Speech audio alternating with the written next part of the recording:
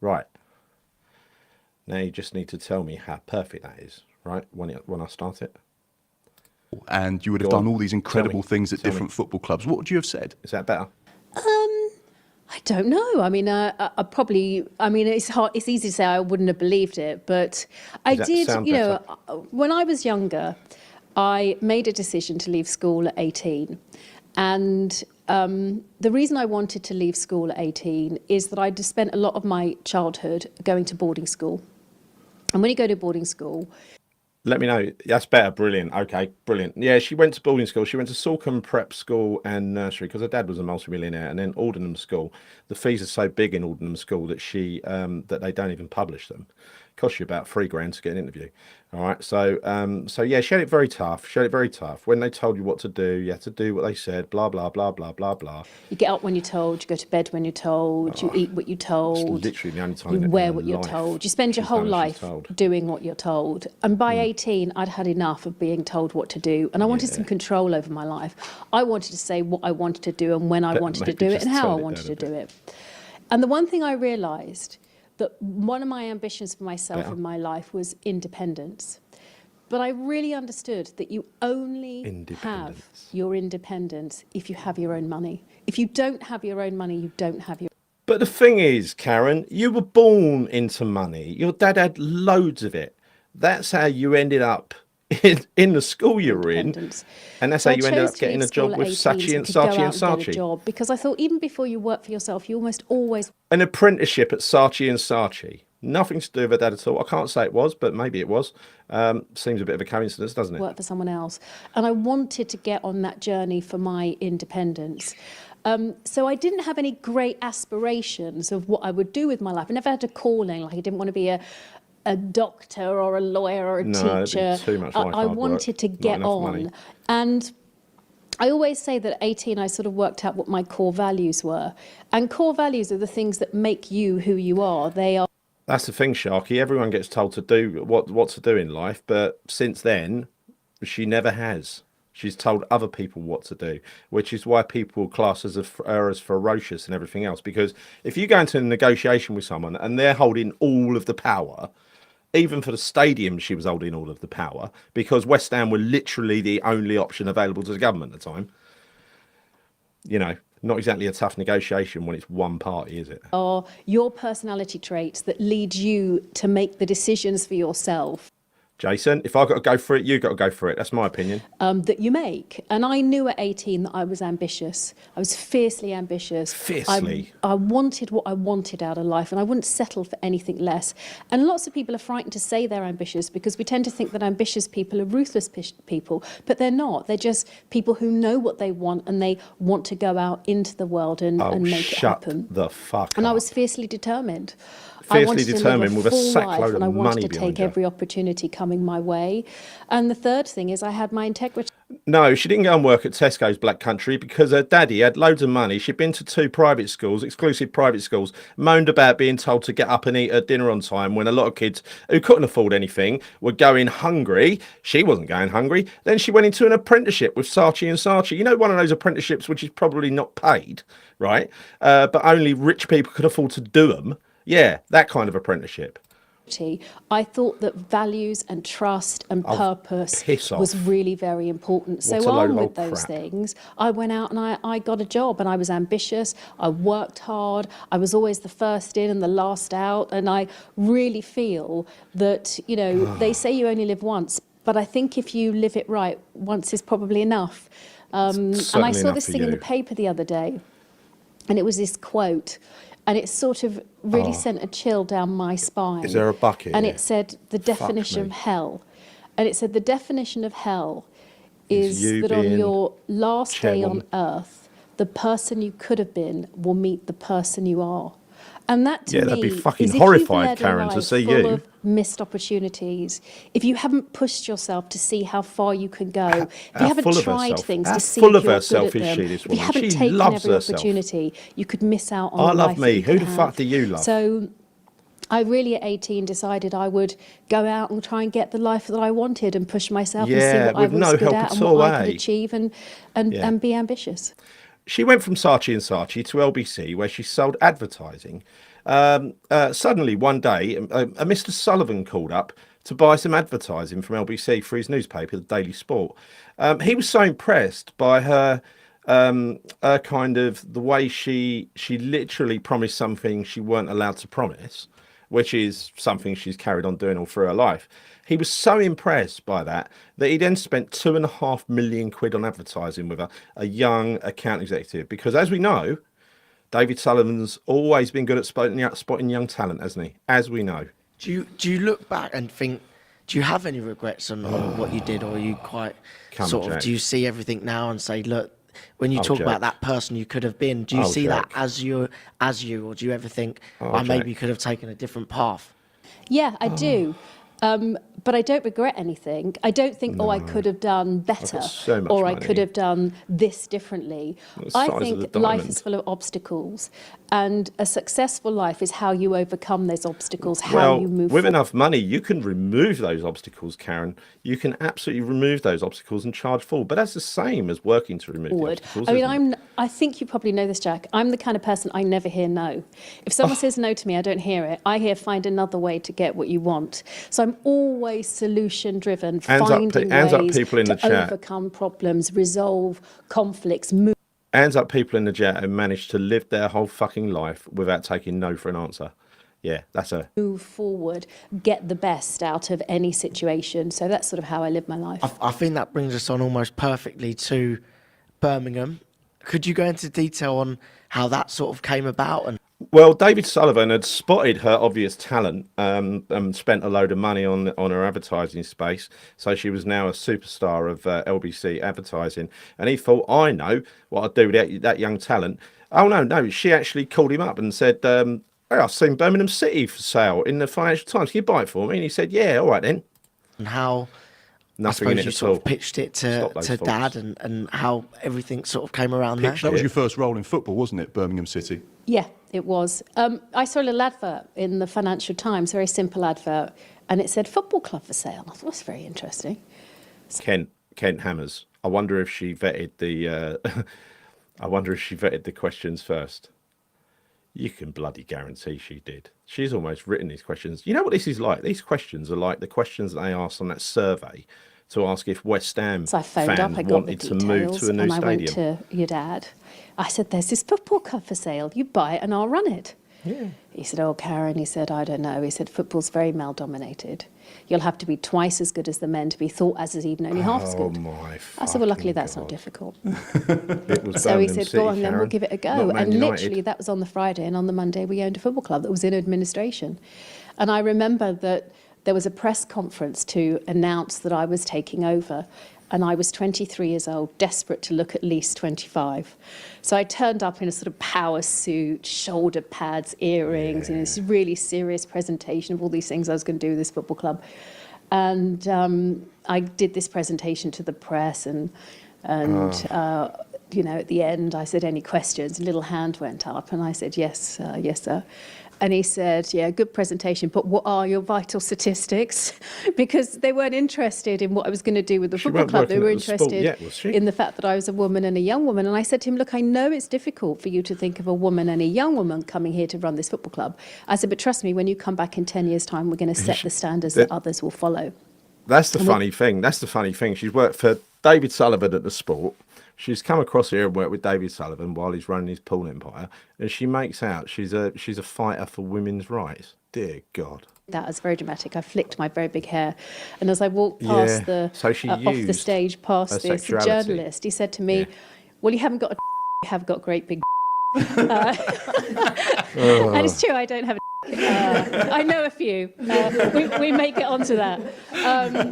But yeah, I mean, that was it. That was the start of a new career for me. And I mean, the first year we made a trading profit. We floated the club. We redeveloped it. We got into the Premier League. It was falling We to bits when you changed the sold way it people to a thought fraudster. about football. We were very innovative, quick moving, quick thinking. actually, and actually I had to spent close one of 16 the years of my stands. life building that club up, and it was a wonderful experience. What It were was those first wonderful. few weeks and months like at Birmingham? Because obviously you've inherited that from someone else, and obviously we've done the same at West Ham. And especially where there's a lot of Yeah, financial have ya? difficulty and things like that. So how is that, and how do you sort of as a new person sort of present that to the existing staff, the staff you're potentially bringing exactly in, the what this is, team? Matt. Because obviously in a football club I there's am a business, and then fantastic. there's also a Nothing. football side of that business as well. Yeah, Jack, well, it's the most so important honestly thing uninteresting. is to be candid and transparent with everybody, to What? tell them the difficulties that Candid you're in. and transparent. And then it's really, there's levers that you pull. She's You never know, been business is very transparent simple. or candid. You spend less and generate You more, and you lie. make You a spend profit. less I mean, and you in very lie and you simple make terms, more. that's how Yeah. it works. Very So simple terms. You understanding buy something, where you all sell the it for money was more. spent and trying It's to genius. do better deals, reduce costs, change processes, have more She's good at reducing accountability, costs, that's having for sure. everyone think a bit more entrepreneurial about how can they cut costs, what can they do to help the football reckon- club. Those are yeah. really important. And then grow revenue. By the way, I reckon Sky Sports will take this video down later, so it's good that we're doing live. You know, I might get a strike for it, but I can spare one. It's all right. You know, take out barriers. I mean, when we took it over at Birmingham, you used to have to be a member to be able to come and watch the match. You couldn't just walk up and decide to buy a ticket. You had to have this pre-membership, the whole thing. So just What? eliminating all of that. Imagine that. That was a nightmare for her because only registered Birmingham fans could go and buy tickets and see a game. So she soon put a stop to that. Trouble is, there ain't many tourists around the Birmingham area. And I seem to remember that obviously it was called the Blues, but the shirt was like green and red or something. So we changed that to blue. So we did some really simple things. We invented something called Kids a Quid. We spoke to our sponsors because the toilet block, the roof had sort of blown off, and it, you know, on a match day you could see people doing their business, which You know, when she'd left, I think it was true. I'll have to look up the story, but I think they had to close one of the stands because it had been so under maintained at Birmingham City. is not the view you wanted. So we decided to ask our sponsors to help us with infrastructure. No we green started badge. to No. generate a No, better green badge. atmosphere. If I've got to go you know, through all this, of those things you've that, got to go that through make this it as well. really Come on. important. And I think You can creating do it. a real enthusiasm I'm just gonna and a talk over anyway, dynamism 'cause that you we were talk going to shit. do things were going to change. I think leaders affect their organisations by being the change people want to see, by changing the I way think- people do things, making a difference turn it to down a little both bit. the Let's turn it people down a who little bit, 'cause work her there voice and is the really people, grating you know, on me the now. I hope you supporters can still hear who it. attend there. But, so just exactly you know, like his dad, I think we he did some is. innovative things. But We did he's, some quick things, and as I said, in the end of the first year, we made a trading Yeah, profit. I don't know. for He the first comes time in the across as a club's bit of a history. youngster, which And is that why was I'm a bit on reluctant sheer to energy, sheer say anything about drive, him. working, Definitely doesn't come across I don't as know, the next big 16 thing hours to a run West day. Ham. You know, it was a brilliant time. It was a You've never worked tough 16 time, hours a day. but it was a brilliant time. These people, when they say work 16 hours a day, it means I looked at my phone for 16 hours a day, or I was called in the evening, and that means 16 hours. You know, there's a definition of work which is skewed sometimes, isn't it? You know, people class it as work if they earn a load of profit off some shares that they own during a day. They class that as work, some people. Other people class actually going to work and doing something a little bit tough, whether it's physically tough or mentally tough. They class that as these people. What they do is they class swanning into an office in a chauffeur-driven car, going a couple of meetings and making a few decisions. That is work. You had so much success as well. You built 3 stands. You took them to the Premier League. No. Builders built 3 stands. Builders with their machinery and their and all the materials and everything else. She did not build anything. Took them to places perhaps that the fans never thought they could go. Have you got any Sycophantic stories? bastard. Look at him. Any memories from that 16 years at Birmingham that you look back on and think, wow, I can't believe. Yeah, selling to a fraudster right at the end and getting arrested. They got let off, but they all got arrested. That happened.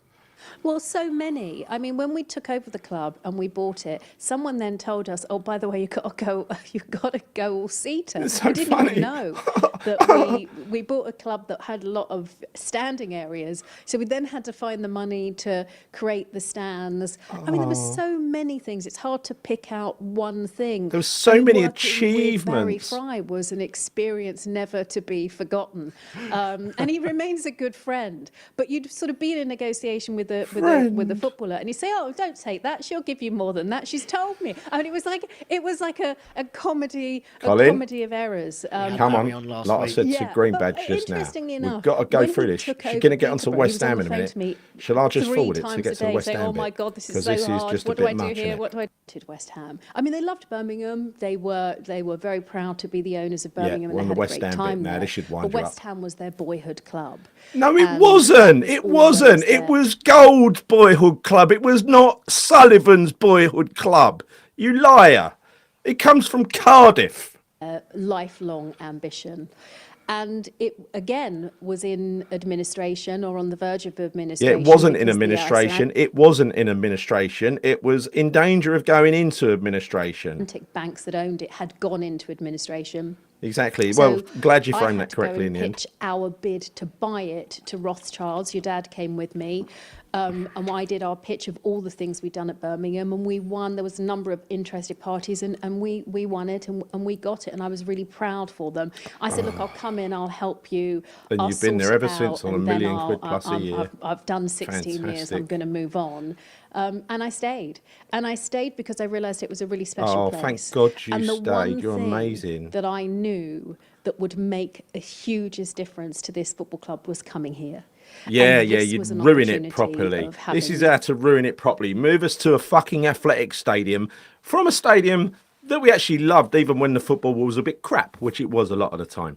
You know, Olympic Stadium, and so began the journey. So began the journey, of yes. understanding that we had to tighten costs, grow revenue, build a brand, have a long-term strategy, move into the stadium, get into Europe. You know, those are all the things that we had on.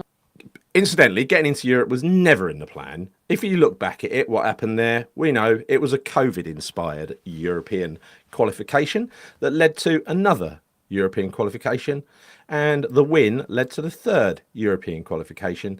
We know very well that David Sullivan does not care about cups On our wish list, and those are the things we've done and we've achieved. or Europe. When you look at the stadium, it is incredible being sat here now looking at what you've achieved. And obviously, I know speaking to your dad over the years, he's spoken about the challenges of bringing West Ham Who to is this this geezer? location, and some of the fans being upset at the decision and not agreeing with it. And when you're sat in those that's meetings, interesting, and when you're going actually. through That's those interesting. What is a strategy, Karren? It's when I say I want something and it happens. That's a strategy, because she never takes no for an answer. processes, and you're trying to build the company and improve the company, how difficult is it when you've got the fans saying, "I don't agree with this," but you believe that it will be fundamentally different and will improve the business? Well, I always make the decisions I believe are right for the right reasons. For you. And coming here was the Sullivan, right decision not for for the the right fans. reason. I knew Not there would for the always be an club. element of supporters that didn't want to. And people don't like change. I mean, it's true. Most No. people want things to stay the same. No, because sometimes there's a change cycle. It's well known in business. There's a change cycle that begins with denial and ends up with acceptance, blah, blah, blah, blah, teaching people to suck eggs. But the thing is, sometimes change can be a good thing. What we actually ended up there was being, we were actually, without properly change, sold you down the river. can't Went to from our intimate And little this ground, stadium full up has with West given Ham us a fans, platform to a on which fucking we great big continue bowl to grow the filled up club. with tourists It's and no led us atmosphere. to win a European trophy. No, it It's hasn't. given That the didn't. opportunity for 35,000 families to come in here every match day. We have the cheapest season 35,000 tickets, families. despite being in a new stadium in No, London in the Premier League. We do have the We cheapest season tickets. They're cheapest right up in the adult gods, season as ticket far at away as you can 345 get, and there are quid. about All of those fucking things are 50 of possible them. because we're here. Just And so as you all can of say the they're good the work cheapest. that we do in the community, the tens and tens of millions of pounds we invest locally, is all because we are here.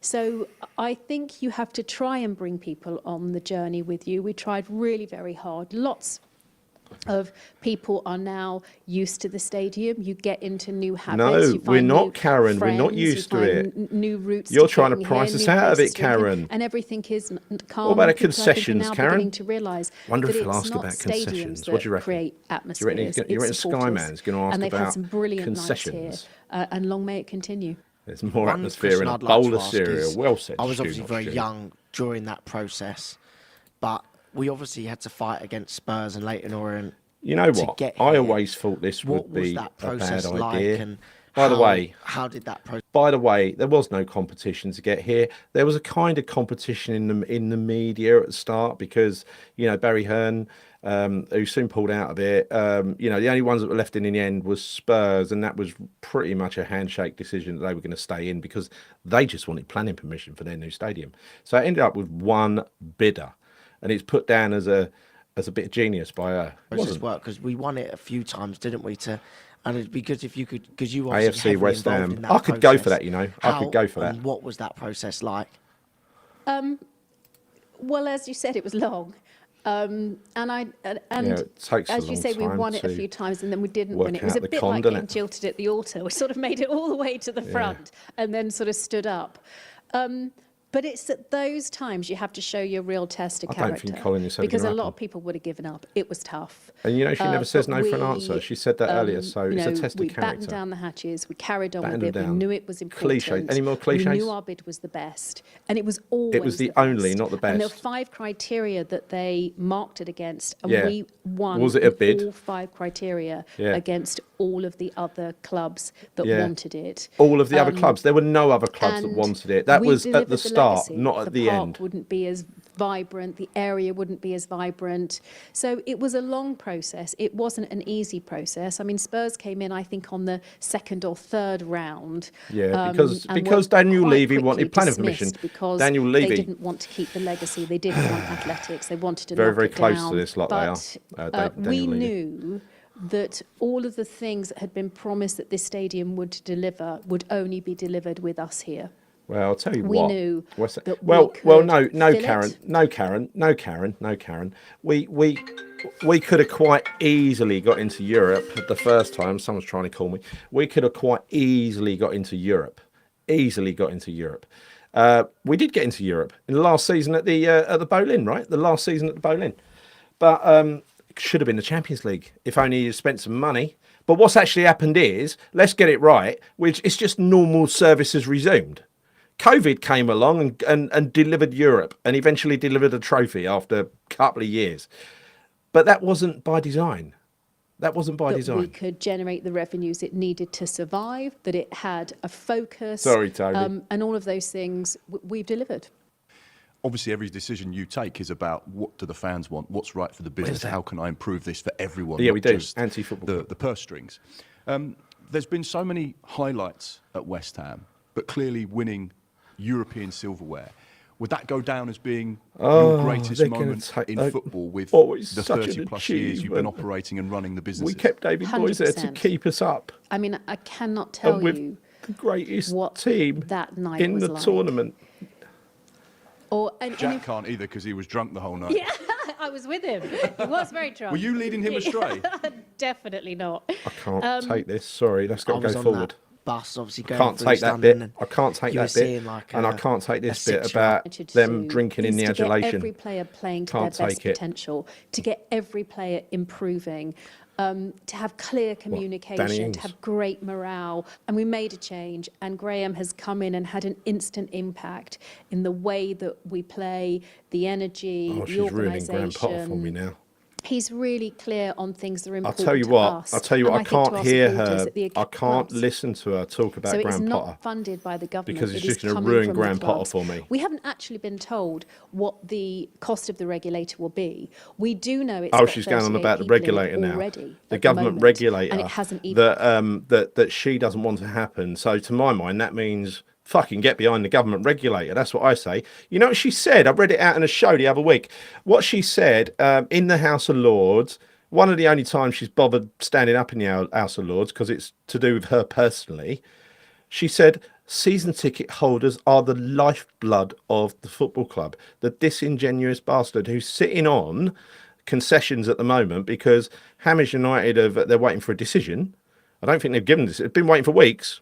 Don't think they've given a decision Been yet. established We yet, kind of 'cause the know law what that hasn't decision been is going to be, passed. right? So this is going to be a big department. I mean, if you look at regulators, so if you look No, at I don't want to hear it. and to safeguard the heritage of English football for generations to come. Just the last 2 questions from me. Oh, Jack. Obviously, it all came around, or maybe a large amount of the reason it came around was due to the Super League and the noise that made. How was that for you as a vice chair of a Premier League club and finding out all that information as well? Exactly. I suppose we're not Look at where not having a regulator has got football in this country. Look at the Premier League now, with every single club up and down the country ripping their fans off pretty much. Man United paying back the debt of the Glazers that they used to buy the club, right? Look at where it's got us, having no close regulation and leaving it up to the clubs in the Premier League. It's got us into this mess where greed rules. And that's what she wants greed to continue doing, ruling. Because like she said earlier in the podcast, she doesn't like to hear no. She's never heard it in her life. She wants to hear yes. And that means no regulator. So get behind the regulator, people. colleagues, but we're all in a league together, that 6 of those have decided to break away and do something else. And how was that and what was it like day to day before it all got Shut up, squashed? Jack. Well, it was very short-lived. I mean, it was announced and then everyone ran away from it as quickly as possible. I think I was probably the only person in the Premier League that had a call from every single one of those clubs in the Premier League that was involved. Oh, well, there you go. Every single club in the Premier League, all those other greedy bastards ripping off their fans, called her up in a state of panic because the government's threatened to take the wheels off their gravy train. Shame, Karren. To me. That's what this programme's all about, it turns I'm the out. longest serving executive in the Premier League. Yeah, I and have the a really worst, good and the relationship with worst. everybody. So I accepted their apology and we move on. It's not a place where you can hold grudges. It's not there's only 20 of us in a room. So we have to get on. We have to accept their, frustration of why they went for it. Cowboys and Indian, the football show. Yes. I think the difficulty for everybody was the closed shop nature of it, that once you're in, you're in. And that seemed very unfair, that we all... There's this thing coming in and she's going to be all for this, right? And this is why they don't want the regulator, because you're on the verge of having 14 American owners. 14 American owners in the Premier League. Before you know it, there will be no relegation and promotion. So we'll be there for life. They won't have to spend anything. We'll finish bottom every. Can you imagine if there was no threat of relegation, how much Sullivan would spend? Oh my God, it's like a wet dream. If we can't win anything or be involved in any competition, that's quite It's unkind of me to put that comment below her, isn't it? That's why it didn't, Black Country. didn't Sorry go about that. any further. I mean, there's already And a that one. massive cliff edge between the clubs in the Champions They're League like and everybody 1980 else. They have about stonewashed jeans, £200 though, to million be fair. more revenue than anyone Yeah. who's not in the Champions League. We'll be So playing, already we'll be a working franchise. They'll be playing fucking home games in Bangalore before you know it, right? hard to West Ham to against try and Chelsea compete in with Bangalore. clubs who are constantly playing in Europe. So making more competitions that are not open to everybody seemed very undemocratic. And Yeah, the, again, and the I won't have a go supporters at Jack. spoke and they were He's just closed. a I mean, kid it's in now my not eyes. allowed to happen in Premier League rules. So we don't need a regulator. We sorted it out ourselves, or the supporters did. She's a grown-up. So we don't need a Apparently. regulator to squash these things for us. PSR, big factor in the Cheap game with my Premier now. League Fans team understand it. in the NFL or Transfer NBA. windows Yeah. are dominated by PSR, profit and sustainability rules. Oh, here she goes. For you that's working Can in you, the game, as someone said earlier, she has basically written these questions herself, because now it's going to be all the excuses about they've just backed one manager and they're now they've got to back another PSR one. a good thing, and is it currently working? Well, it's an attempt to not have a runaway train. It's an attempt to try and keep some sort of level of competitiveness between the clubs, and that's what it is intended to do. No, it isn't. I mean, It's look, supposed to stop the likes of personally believe in a Newcastle free from market. getting I don't above care their how you've made your station, money right? within reason. If you want to spend it on football without putting your football club in danger, you should be free to do so. But See I how this is equally done? understand, She'll back the massive clubs the need for it, so that she get But her the own way rules with are West there to Ham. keep the game competitive, to It isn't stop competitive, people Karren. buying trophies. Well, So you don't. they get always have this done, one Karren. Club every They year still do, winning Karren. the same thing, Man City, and we have a Karren. competitive league, and that's important. But I would say that we've all accepted the rules. We all live by the rules. And we have to adhere to the rules. I know, That's it's really very fantastic, isn't important. it, Chris? It's fantastic. We're getting towards the end now, actually. I very can see we're diamond gonna chat to you encrusted, for that hours jumper, and I hours reckon. and hours. A couple of things I'd love to speak to you about. Transfers. Yes. Speaking to David Sullivan, he says you are one of the, if not the best negotiators in the Oh, Premier yeah, League it when worked a comes to treat over signing the summer, players, didn't getting it? Players. When He we- speaks very highly of you with regards to the In fact, we can't judge her on the winter transfer window, because we know for a fact she didn't negotiate fuck all in the transfer window, because he weren't spending any money ever. Declan Rice deal and the record for West Ham. Well, Declan Rice 100+5. deal, yeah. Let's remind ourselves of that. The morning after Prague, we wake up all happy. The morning after Prague, guess who appears on Talksport? Little Sullivan, saying about Declan Rice is up for sale. Oh, we won't set less than 120 million. And before you know it, Super Karren comes in and gets 105. I don't know. I honestly, that didn't take a master negotiator, did it? Now 5 million in add-ons. Can you give us an insight into it's what like I said earlier, when she goes into a room to do a negotiation, she's holding all the chips. She was holding Declan Rice. Arsenal wanted Declan Rice. If they wanted him, they were going to have to pay for him. it's like when you're going toe-to-toe with other executives trying to sign players and get the very best deal for your club? I can't. I know, That right? would give It's away all my absolutely secrets. enormous. She keeps flashing it. She And keeps this flashing is it no as if she wants masterclass people on to see it. negotiation. Yeah. But look, in terms of any negotiation, you have to be really clear what your red lines are, where you're going, what you Oh, won't he really go. is. And He you have really to be is. He's prepared to awful. stand by those. If I say that's it, that really is it, and people know that. This is not delusion, by the way. So This I think is just being deliberate. really clear, This is not really delusion. trustworthy, really straightforward. Those are the things that make a good negotiator. One thing I would love to talk to you about, and it probably was one of the most poignant moments of your life, back in 2006, when you were told there was a 30% chance you might die. How All much right, did well, that no, we're not shape- going to do that bit. So Because I think that part was and done on parcel of Piers Morgan. recovery is We normally just end with a quick fire round. We'll just Yeah, whack we've got our through quick those. fire questions. While we get them ready, See the bit at the end. Now you pass. See the way they do these interviews. Get at the end, they're like, now we do something to make you feel sorry for her.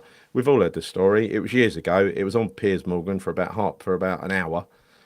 I watched it then. have you I got ain't one watching story it again. about Jack? Can you tell me something about Jack that I need to know? And I'm doing this series I'm with- not laughing at that because it's serious for anyone. Probably the one thing I'd have sympathy about. With him, I'm getting to know him. He's an ambitious guy. He's getting all this knowledge and information that he can take into the world of football. When one day maybe he might be the chairman or an owner of a football club. Have Is you got she a really? story about Jack? Where I is the had lots script? of Oh yeah, stories she's about got. She's probably got the questions written Jack down in is front of her and the answers. really a remarkable young man, and I Remarkable say that as in not, what? The son of a billionaire. not for any reason other than I've known him his whole life. I knew Well, he's you about before you were 12. born, because obviously I knew your mum and dad. So Hello. I met you before you were even born. He's full of energy and ideas. Well, what you mean, like and every young kid, enthusiasm, pretty but much. he's also a Like doer. every young You know, kid. he has Like an idea every and young he sees kid. it through.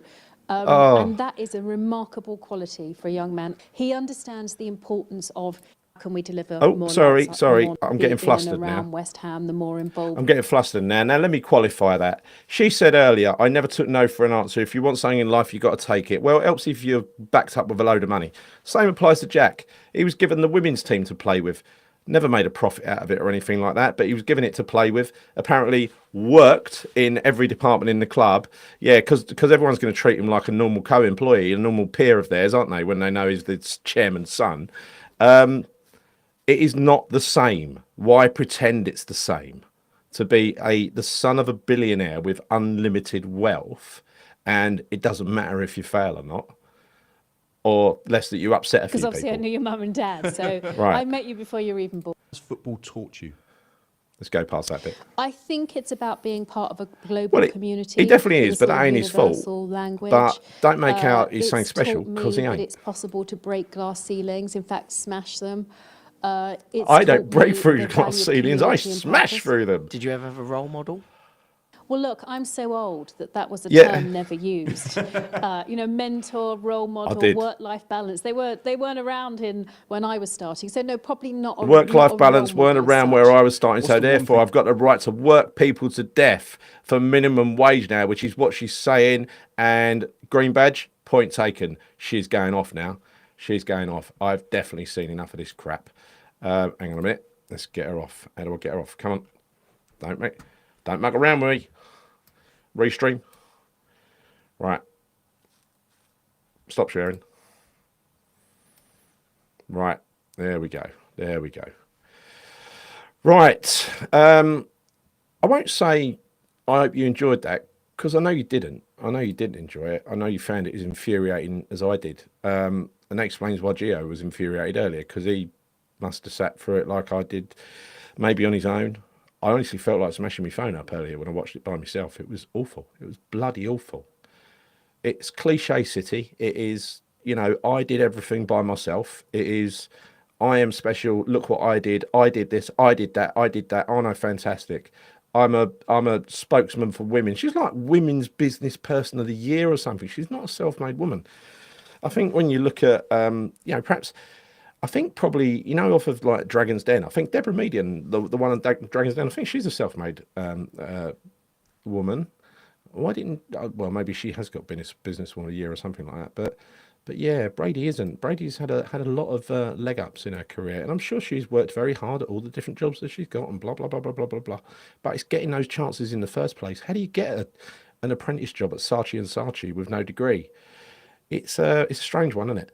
And then, how do you get the job at LBC afterwards? And then how do you get a job at the Sunday Sport? And then how do you get, this is with no education in journalism at all, or advertisement, right?